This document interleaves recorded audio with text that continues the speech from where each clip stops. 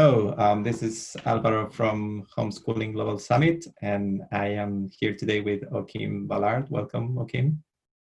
Hello. Aukeem is a PhD student, and he is researching at UC Berkeley about the relationship between education and race, class, and gender, and how those relationships play out in the school. Is that correct, Aukeem? Am I saying it correctly? Great. Yeah. Great. But also, Aukeem is a teacher and has been a teacher for a while. And I wanted to start there. I wanted to start asking Aukeem, why did you decide to become a teacher, and can you walk us through your story so people can get to know you? Yeah, the why is still evolving, I would say. I think if I'm,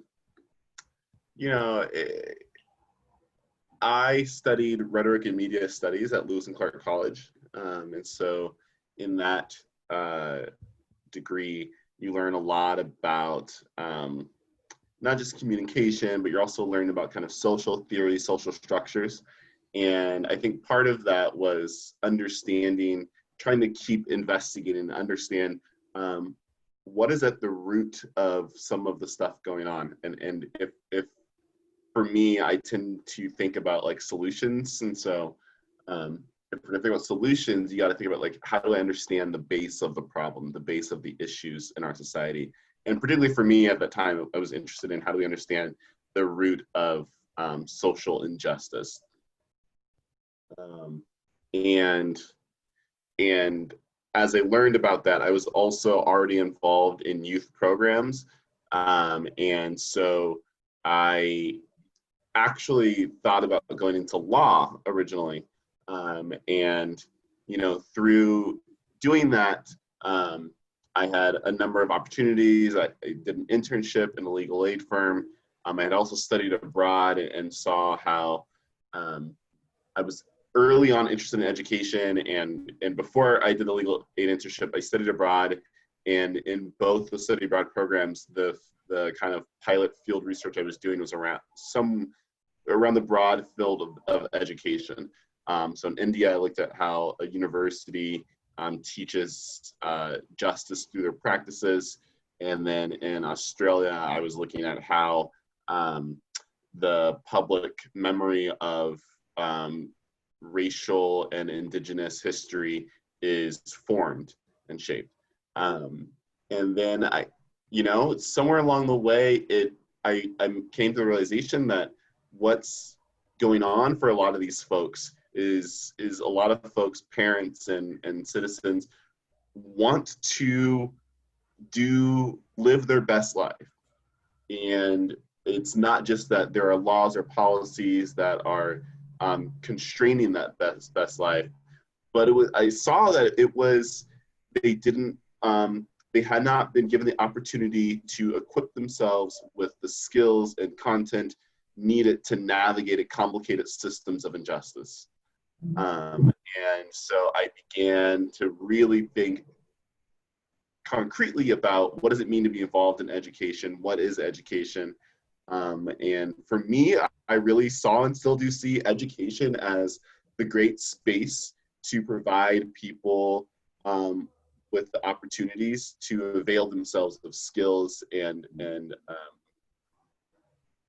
experiences that they can navigate an ever-changing and complicated society. And so for me, I originally got involved and still am involved in education because I believe deeply in the human being's capacity to live a world full of their own agency and a world where they can develop and realize their own dreams. That's beautifully explained. And now you, after how many years teaching and having direct interaction with students, how many years have you been? So since 2000, as a teacher, 2012 Mhm. is when I started. I went to student teaching and master's in teaching in 2011. So it is now 2020, so 9 years. After 9 years, you decide to take another step even forward or deeper and go for a PhD. So what motivated that, and what is this research about? Yeah, that's a so for me, I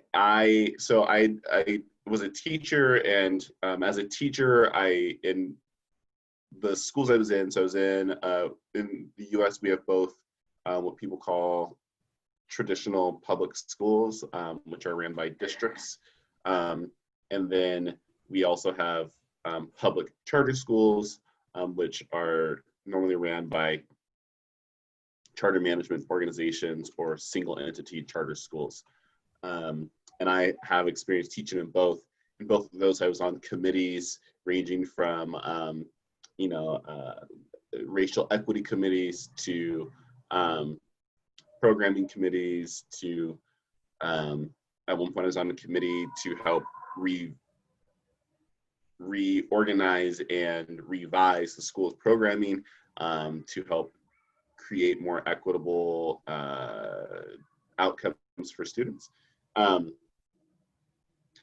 And then I became a school leader.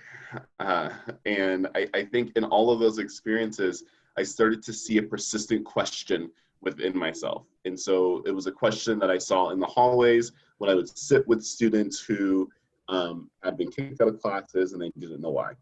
And I just saw them in the hallway pass and started to sit with them and talk to them. And I'd seen it with students who would, leave other classes and come to my class and try and, as I think for them, a sense of comfort and shelter. And then I also saw it when I would interview teachers or coach teachers. And I've now had the experience to coach teachers both directly in my admin role as well as in summer work with teachers from TFA. And I saw a persistent question around why is it that relationships, the thing that matters most, seems to be one of the hardest things to do, to learn how to do effectively as a teacher. And it seems to be the thing that we don't formally teach or evaluate. And there's no markers that say we find it important as a field, but as a practitioner, any teacher will tell you you can't do much without relationships with the students. Mm-hmm. And I just became really interested, and I saw that there are a lot of things you can do as a school leader, as a policymaker, but for me it was this quest to answer a question around relationships, because if we don't, I don't know how we're going to move forward. I wanted to help be a part of the body of people that are seeking to deeply understand how education works when it works well, and how do we make sure that every child has access to a powerful and engaging educational experience. And I think that kind of links very well to my next question, that is, I'm pretty sure it was hard to get out of that leadership role while you were into this public schools organization. But I'm pretty sure that was because you planned to go to academia, research, and then probably use that in your next step. So what is that next step? What are you planning to do after the research? Yeah, I tend to answer this question pretty honestly, which I don't think is a very comforting answer for a lot of people, because I actually don't have a set role that I'm trying to fill afterwards. Mm-hmm. I know that a lot of people that get a PhD consider academia, and that's still something that I'm considering, because I actually I like there's this like vision that I have where it'd be awesome to be a college professor or a university professor while also still teaching a high school class, or a middle school class, and using that classroom as a dual learning environment where our students are obviously having like access to the most powerful learning materials and pedagogies, and then also teach these people in college or university who are learning how to become a teacher or become a teacher researcher or education researcher are also learning alongside these students as well. So I think like that's one notion I have, but I also am deeply invested in policy work. As a school administrator, know all too well the intimate role that policy plays on our students, families, and teachers. And so I don't know what that will look like. For me, the PhD is about investing my life and myself into deeply understanding the nature of the problems inherent in public education right now, and at least for me, the focus is the US. And how do we make sense of that and grapple with it? How do we use academia as a place to unearth and excavate some of the ways that we have used education to leave a lot of folks behind? And how do we do so? How do we reimagine how we do research, right? How do we reimagine how do we research to center the folks of people that have been the most marginalized voices in our system? And so for me, I am dedicated to continuing that work. And I don't have a notion. So when I was leaving my last role, a lot of my students were asking, well, what are you going to do, Mr. B? Well, first they were like, what is a PhD? And then they were like, what are you going to do?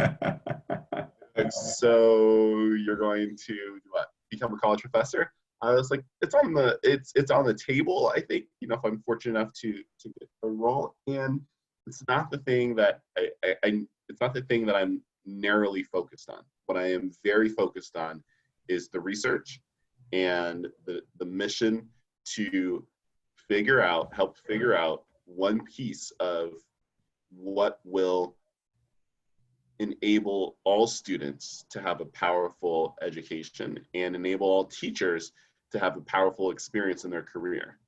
And in your experience, while you were at those public schools, what are the main trends or the main topics that appear as challenges in schools, in public schools, that prevent from that to happen? Yeah, that's a great question. In my experience, one of the main challenges that we face in public schools in the US is we have set a schooling system and model that resembles too eerily and closely to both factories and prisons. And the challenge there is that we see our students, Sir Ken Robinson talks about, the factory model schools and seeing students as batched by, their age, right? And that being, and conflating what's best for kids with what's most efficient in a mass public schooling system. And so we tend to hold on to these notions that this one thing is what's good for all students. And so we need to teach it, we need to test it. So I really do think one of the biggest issues in education that's keeping us from realizing the promise of a quality and powerful education for all students is the notion that a factory model school is what's best for kids, and we fashion our classrooms and our schooling after that model to this day. And there are people who have done way more research, far more eloquently spoken about it, like Sir Ken Robinson, than I have. And there's the prison part, and the prison part, and I want to be clear, I think we've done ourselves a disservice by articulating the issues in schools as the school to prison pipeline, because that language suggests a metaphor. And in my experience, the school to prison pipeline is not a metaphorical conduit that sends some kids, particularly kids of color, from our public schools in the US to prison. I see it as a material condition of their lived experience, and it is the school to prison nexus, where there are practices going on in schools that resemble prisons. There are what's called school resource officers that are police who have been positioned in the school to, in their mind, maintain safety, are systematically going after the most marginalized voices, right? And this is particularly salient in the US right now because we have a huge question around how do we grapple with the ways that police practices have sought to dehumanize and to dominate particularly Black people in America. But it's not just America. All around the world, the big public schools are fashioning after prisons, right? Kids are only allowed to sit in rows. Kids are only allowed to speak when they are spoken to. Kids must raise their hand. Kids and teachers and adults are on walkie-talkies discussing the movement of kids, surveying the movement of kids. We have taken Jeremy Bentham's panopticon idea and placed it in schools, literally. And so I think that's a huge problem, right? And I think that's because how do we deliver on a education experience that is empowering and seeks to support the student's agency and autonomy if the entire context around them is built on the idea that they have no agency, that they cannot practice that autonomy.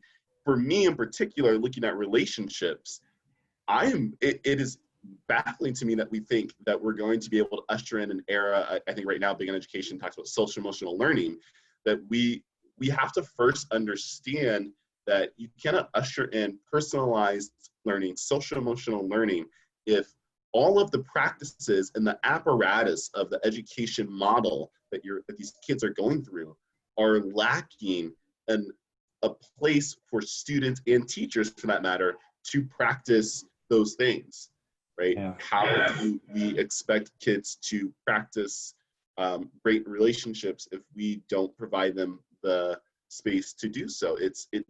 We wouldn't expect a child in their own personal life with the lack of guidance on how to be kind, how to be respectful, how to collaborate. We wouldn't expect them to have environments where there is no collaboration to all of a sudden pop out magically out of their adolescent years being able to collaborate. And so why do we expect that it's any different with issues of autonomy, of agency, of social emotional learning, of relationships? So I think for me, one of the third thing, so I do think it's the mass schooling factory model, and I also think it is the school and prison nexus, but I also think it is the ways that we are still running schools using practices that we somehow expect students to not do. We still run schools and policies off of racist, sexist practices and patriarchal practices and policies, and you can see them written in the policies, and yet we expect students to go beyond that, to be the future that leads us out of that. But yet we're unwilling to interrogate the ways we as adults live our professional lives in order to undo some of that. Did you feel at some point that you were becoming inadvertently part of the machine? Like, Is that something that cross your mind? Because I can see how, how strongly you believe that things should be different. But you have been leading a public school, so at some point, I'm pretty sure you were in charge of those policies or the implementing. So I'm curious to know what was your internal battle there. Yeah. As a school leader, you're right. Your job is to safeguard the vitality of the experience of all the students and teachers and staff members under your care. And you also have to do that, not just being aware of, but upholding the state and federal policies around education and the district policies. And there are some, and to be completely honest, there are some that full well are not what's most important and urgent and best for kids in that moment or teachers. And I'm going to say the thing that I think isn't popular to say right now, which is we have, in the US at least, we have a huge focus on standardized tests. And it is a vestige from the No Child Left Behind federal act and policy from 2003, I believe, that is still happening. And I could see it. I can see, like, I had students who were dealing with big issues, and yet they still had to take these tests that are inherently, there are some inherently racist pieces of these tests. There are some inherently discriminatory pieces of these tests. These tests are not built in a culturally responsive and sustaining way. Mm-hmm. And we also know, the research also is clear, that these tests are not getting the results we want in education. Not only that, these tests are not accurately measuring the things they are built to measure. And so it's almost like and so I would see it, we're spending resources, and I see it, I would direct teachers to administer these tests. And we're spending these resources and making decisions. The districts and organizations are making decisions off of these tests. And we know full well that they aren't, but you hear it. You hear the rhetoric creep into the conversation as you're in these meetings about how, well, we might not agree with the whole test, but we're still measured by it. We might not agree with the test, but our funders still want the results. That statement alone is probably one of the most dangerous and pervasive statements that I've heard as a school leader in public education. Because what that statement says to us is, we now hold the funding. The funding is more important to us than the actual truth of what the kid needs. And whether or not we can see eye to eye on how we enact those funding pieces, and whether or not I agree with you that we do have to have funding in order to provide the students what we need, we cannot escape that the mere fact that question or that statement exists means that we have allowed public education to get sucked into the socioeconomic apparatus of the state. And I think that is dangerous, because that means we're making decisions that are what's best in our minds, or we always have to filter our decisions through the socioeconomic apparatus. And I don't mean the socioeconomic status of the kid. I am particularly talking about the economic system, which for the US at least has been twisted with the social system and structures of, for us, it's capitalism. And I think it's like, for me, I'm like, it's not necessarily about like, let's argue about capitalism or socialism. It's actually, for me, about, let's be clear around what we're saying really matters. Because right now, what we're saying matters is we have to worry about the money first and then provide the service later. And in reality, the service should be the go-to, and the state should make sure we have all the resources these teachers and school leaders need to provide the education for these students. So I do, for me, I really see that as a big issue that's keeping us from getting at these things. I think the other thing is that we've taken a model of education where we're not going to address the things that are actually important, where we're not going to help practice for these kids the relationships. And we won't talk about the big issues, right? Our history books won't cover it. We won't talk about racism. We won't talk about patriarchy. We won't talk about oppression. We won't talk about how generations and cultures across the world have overcome their, right? We see it as like things that we shouldn't talk about. We shouldn't talk about how students, relate to each other interpersonally. And so we don't talk about those things. And we've now taken people through that system and have put them as teachers and leaders into the system and expect them to magically do it differently than what they learned. And I think that's, as a school leader, I saw that over and over again. I saw the policy, and I think that is an issue, and it's hard to overcome that, right? Like, I have sat in meetings where you make some hard decisions and concessions because you have to maintain funding to keep the doors open, and those are real conundrums for school leaders. And I've sat through those. I have been in meetings where funders who identify as white males have alluded to lynching in the meeting with me as a Black male in this country, from ancestors who've gone through lynching. And we're in a nation where lynching is still not illegal, by the way. And I've sat through that and have calculated out, like, okay, do I say something? Do I jeopardize the funding for the kids? Yeah. Lose $300,000. That's a lot of teachers. That's a lot of resources. And so I don't want to belittle those conundrums for school leaders. And I think there's also this other thing where you're faced with trying to support teachers to do a job where their entire way of knowing education is based off of practices that we know are not supportive of the type of education experience we want for students. How do you overturn that? Right? You're a school leader, you're a school, you're not a teaching school, you're not a university, you're not a school teacher program.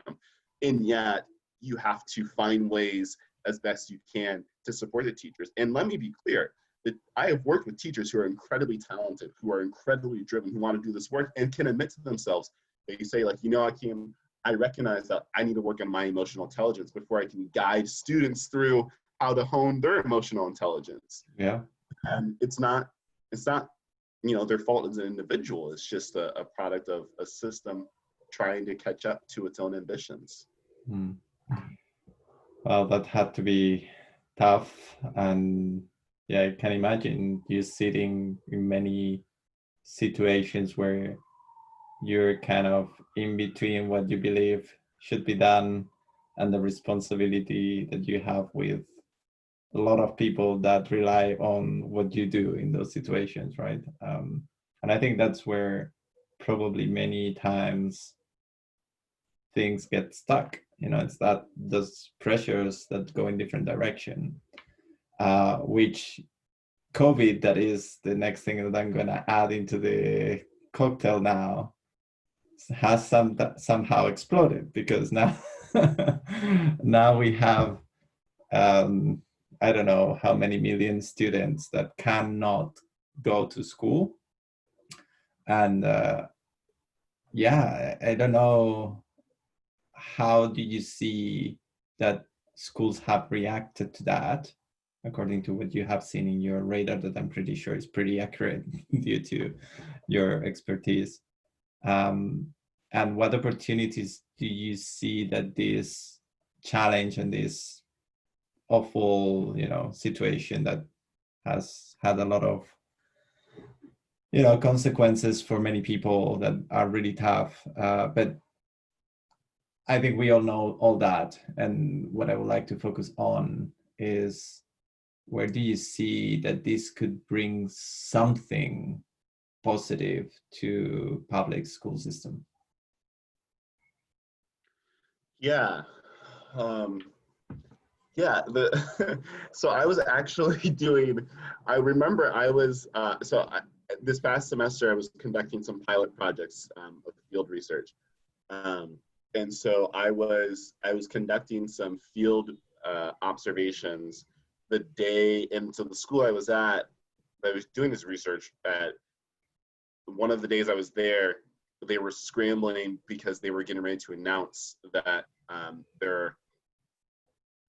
to their kids that they were going to go completely virtual. You know, so a lot of the shelter-in-place orders had not yet gone into effect, and they had to make the hard decision. And I remember listening to some of the teachers and school leaders try to wrestle with how do we still deliver on the education that we want,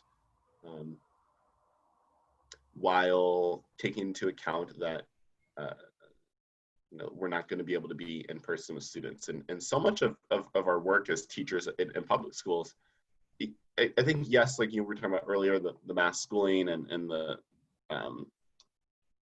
factory model, but also what comes with that is the human pieces, the connection pieces, you know, it's hard to replace the feeling you get when you are among a group of peers rallying around an issue, right? It's hard.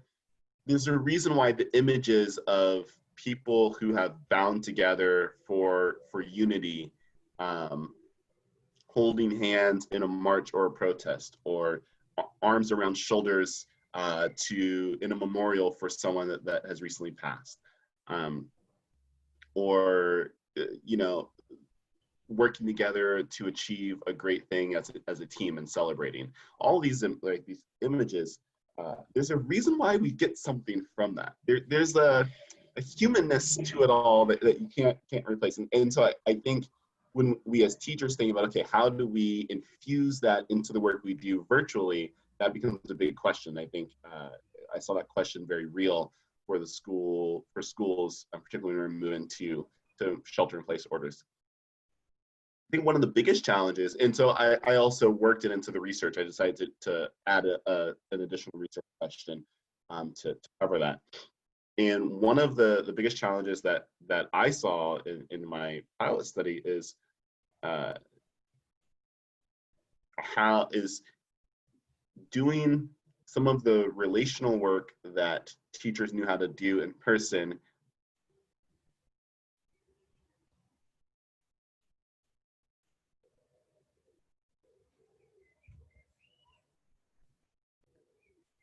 challenges at home.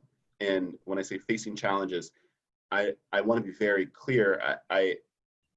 For the students that I've worked with, they've told me these are challenges. I can't speak for every child, but we still have students who, and so I think for this research, all of these students had a Chromebook or a computer of some sort to use at home that was provided as part of the educational program. Even in that environment, there are still students who, when they are home, they are expected to help support their family, take care of the house, take care of their siblings.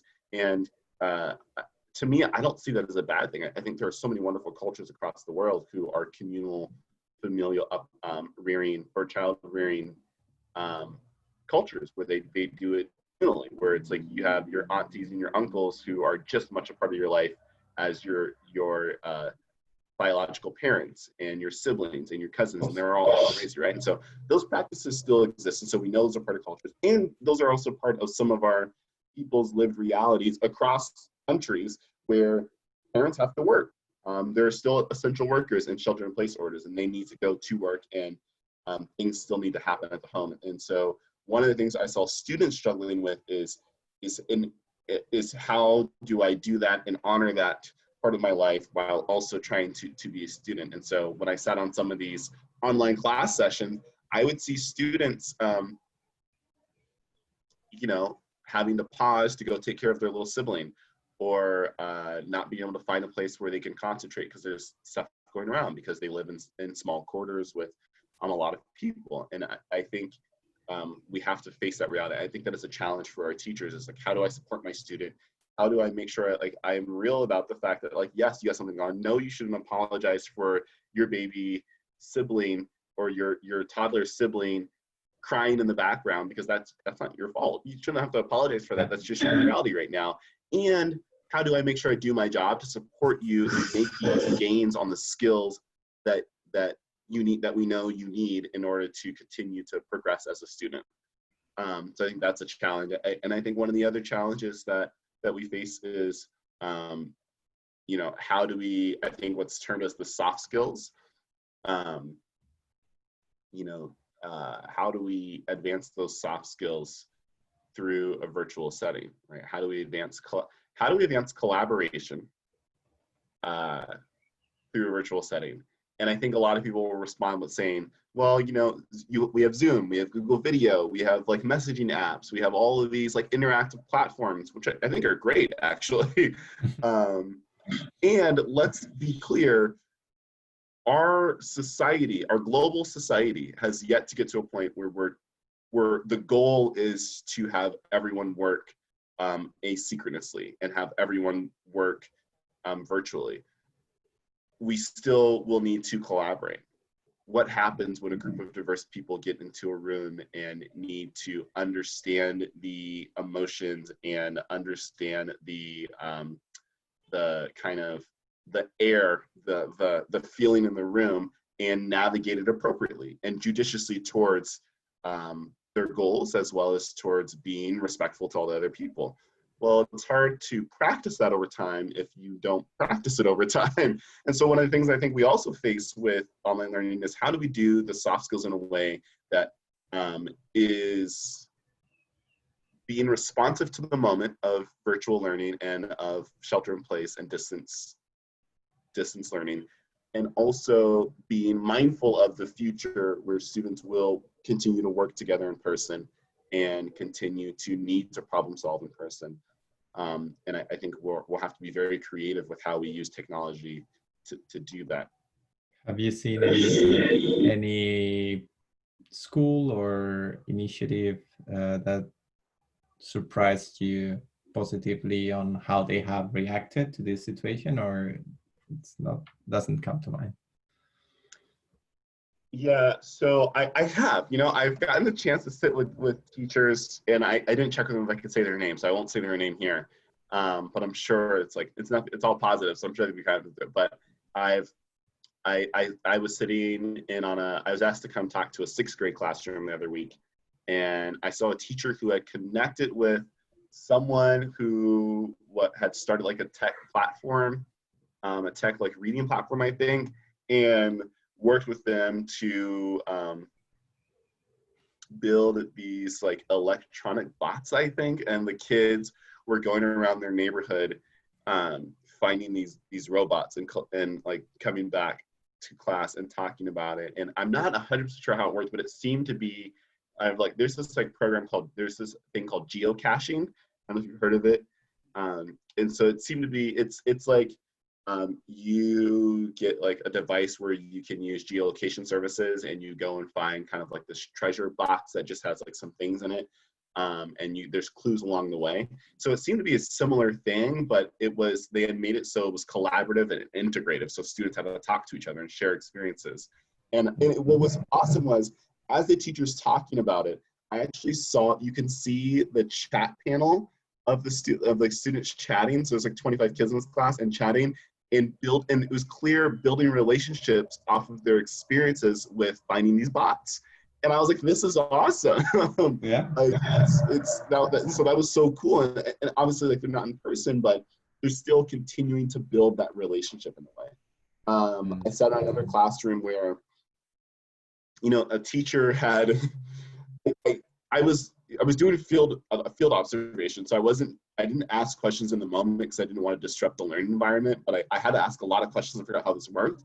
But it turned out the teacher had 2 screens, and I'm not sure if she had 2 laptops or if this teacher had just had 2 screens, but they had multiple windows. And so one window open was the like video conference window with all of the students. Another window open was the documents that they were trying to direct students through. And then a separate window, and it might have been a separate screen, was a one-to-one chat with students who were struggling. And this teacher was juggling it all. And this teacher would give direct instruction, but have discussion, ask questions. And they would show different windows, right? And so there was times where they were trying to support students in getting their task turned in and their assignment turned in. And so they would show the window and say, okay, if you're here, you should be focusing on this. If you're at this stage, you should be focusing on this. And students were responding both through the chat feature individually to her for one-on-one support and as a class to talk to each other. And I was like, wow, this is, it's, what it highlights is, right, is that you do that as a teacher, but you so rarely get to see a material representation of how complicated the endeavor of teaching is. Yeah. And so I saw this teacher trying to reproduce it in the best way that they could. And that's not like, there wasn't a lot of fancy technology with it, but I do think this teacher was using the situation of virtual learning and trying to make sure students still got type of things that she knew that they were benefiting from before they went to completely virtual learning. I've also seen schools, you know, with students who have a little more flexibility at home, who, this was particularly with a private school, where there's just, you know, more room in their house and more, you know, the parents had more flexibility in their schedule to be with the student.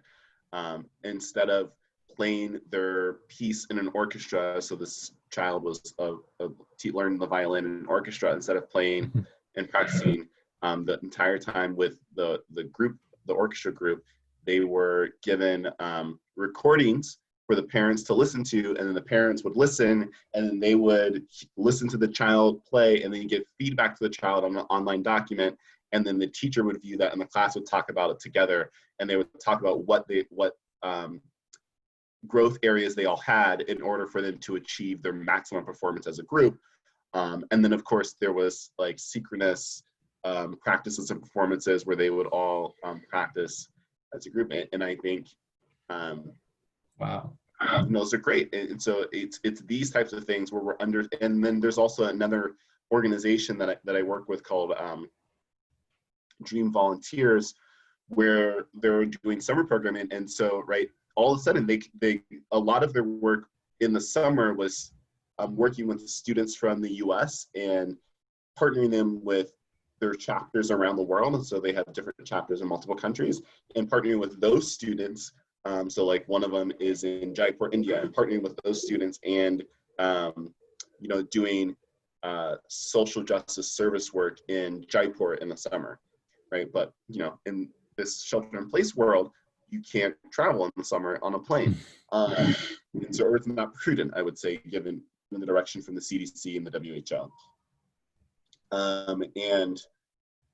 So we worked together to figure out, how do we still get at the goals we have, right? The mission of this organization is really around supporting young people to be change makers in their life and in their communities, and leaders. And so we developed summer programming, and they've really done a lot of the work is developing summer programming to ensure that if we can meet in person, make sure we do social distancing measures in person from the guidance from our government, from the Center for Disease Control, as well as the World Health Organization, but also doing online components. And so we did contingency plans. And I think just even that idea of saying, we're going to take the time to build contingency plans. We're going to have one robust model for if it's partially in person, partially online, one robust model for completely online, one robust model for if we can do in person. So wow, that's a very complete different set of examples of amazing things that are happening due to this this situation that has modified, I would say, very violently our normal lives, and it's bringing up lots of creativity from teachers that really want to be able to help students progress and learn new things, and also, as you say, generate those relationships in a different way. Um, I'm gonna ask you a last question that it's quite open, and I would like you to take it where you want it. And it's about the future, right? How are you imagining the future of I'm gonna narrow it down a little bit because you have been, I would say, more focused in the public sector, and I'm gonna narrow it to the public education. So, how do you imagine the public education in the next new future? This new, I would say, 5-10 years of this different reality that we are living. And what is the role that you imagine you could play in it? Yeah, I think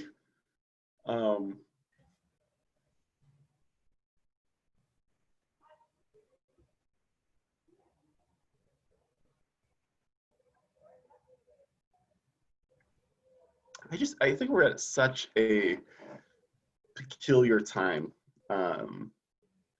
where, you know, I'm going to focus it globally, not just in the US. Globally, we're starting to understand how quickly things can change. And I think one of the challenges we have is to prepare our students for a world that we do not know. And that is a great challenge, to prepare people for a world we do not know. And so we must do our best to support them in developing skills that are almost timeless, right? And we know that whatever world we live in, we hope that you will have the skills of critical thinking. We hope that you will have the skill to ask the tough questions and to use your essential capacity for divergent and creative thinking to problem solve. And we hope that you have the skills to communicate, right? Our species is a communicative one. No matter how you cut it, no matter what medium you use to process that communication. And so I think our challenge as we go forward with what's happening with COVID-19 in the next few years is, how do we now not wait? How do we now prepare ourselves and our students for not just the distant future of this individual child in a world that we don't know, right? Like, that's one thing. I think we're grappling with those skills. But how do we also prepare ourselves and our educational practices to respond to it? How do we maybe see homeschooling and personalized education not in confrontation with public education? How do we maybe figure out to not see personalized education as mutually exclusive from public schooling? And I think we've seen the mutual exclusive. I think, at least in the US, I can't say I have a lot of awareness about this with my friends who live in different countries, but in the US, I think it's like homeschooling is seen as the other option, like the complete switch. But I think there's aspects to homeschooling and that we can bring into public education to help our students with the type of environments, learning experiences that we want. And I think that's where both the conundrum lies and where we need to find our focus, but also where the opportunity lies. I think we have an opportunity here to stop seeing schools as a vacuum in which these kids go and learn these things and then leave, and all of a sudden they don't learn anymore, right? They're learning all the time. Yeah, we're learning all the time. We're human beings, and I think we have an opportunity here to open up the idea of schooling, both open up the idea of public schools and mass schooling, and open up the idea of homeschooling and personalized education to be more robust and dynamic. We have an opportunity here to say, what if we now thought about schooling as attending to the person in personalized, and not just a friend of mine who's a former teacher colleague used to talk about, if we're going to talk about personalized, let's start with the person part of personalized. And how, I think we have an opportunity here to figure out how to use technology in a way that can raise up these skills that we want students to have, right? I think we really do have an opportunity to say, okay, now that we're in this distance learning environment, how do we perhaps use this time to learn very quickly how students, even students who don't have a lot of space and opportunity at home and have other things that they have to think about at home, how do we learn to help them quickly problem solve to still honor their whole life and their whole self while also learning, and how do we help them, how do we support them in achieving their goals in those environments? I think we have an opportunity here to be able to use technology to do that. And I also think we have an opportunity here to look at what we've been doing in education and pause, right? We need a pause. And I think, you know, I mentioned this with you when we were on a panel together. It's, I think we should really consider the fact that we, at least for us in the US, we held so tightly onto standardized tests. Our funding was controlled by it in some ways. And now that we're in a different environment, all of a sudden standardized tests aren't actually that necessary. I'm not saying we have to, you know, I don't think we should just like do away with everything all at once, but I think we should ask the question, okay, if this context allowed us to relax our insistence on using those tests so frequently, maybe we should think about how much we rely on them in the future when we go into a different environment. Because this would suggest that we don't actually need it as we thought we did. Yeah. And so I think similar to what happened with the world of work, right? I think it's gonna happen that revaluation in many businesses, that before they looked at work from home as not an option and as a like an outsider thing, and now that they have had to do it, probably they will review their policies on working from home, because now they have done it. They know that it could work. And I think in education, it's a similar situation, right? We have gone through an experiment and we better learn from it, right? Yes. We So, need to learn from it.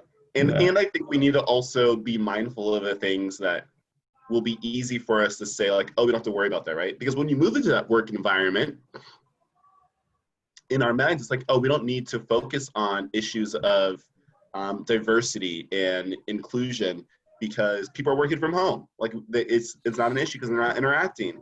I think it's very easy to slip into that. And I think that, like, we also have to support our work environments and our workers and our students in keeping an eye on those other concerns. And I think that's where I want to be a part of, that's why I want to lend myself into the service of education, is to continue to push on those things that we know are needed. I really do believe in education taking into consideration the most marginalized voices of our students and our teachers and our families. And I think that looks different for every country, but I think in every country we do have voices that are marginalized. And I want to be a part of using these opportunities with technology, with distance learning, with personalized learning to get at those issues. Because I think it's easier to say, well, like, you know, we can't do anything because we can't have a conversation because we're online. But I think there are ways that we can still do it, right? Like, no, we can't have a robust conversation where we sit in a room and talk about, you know, issues of equity in our classroom and privilege and identity. But we can still communicate. We can still have students do their own learning and writing, or we are seeing, I mean, you and I were on a panel together, right? It's like you can still hold panel discussions and have kids reflect and turn in those reflection writings and then give feedback on it and have them talk to each other and maybe have them send letters to each other about it. And so I want to be a part of thinking creatively to use this new environment to produce ways that we can not only get at those same issues that are near and dear to my heart, around issues of diversity, equity, inclusion, but also capture these wonderful pieces that we're doing, that teachers are doing, and bring them into the future when our environment doesn't look so strictly like a all virtual environment. Great. That's amazing, Aukeem, and I can't wait to see how that develops for you. We have to leave it here. We've run out of time, but this has been a wonderful conversation, and yeah, I feel very privileged to have had this opportunity to talk to you. So please keep going. Please don't stop. And you as well. Yeah, You as well. We'll look forward to seeing you thrive and help a lot of people in the process. So thank you so much for being with us in this summit. Thank you so much. I appreciate you, and I look forward to continue to collaborate across the globe. Thank you. Bye-bye.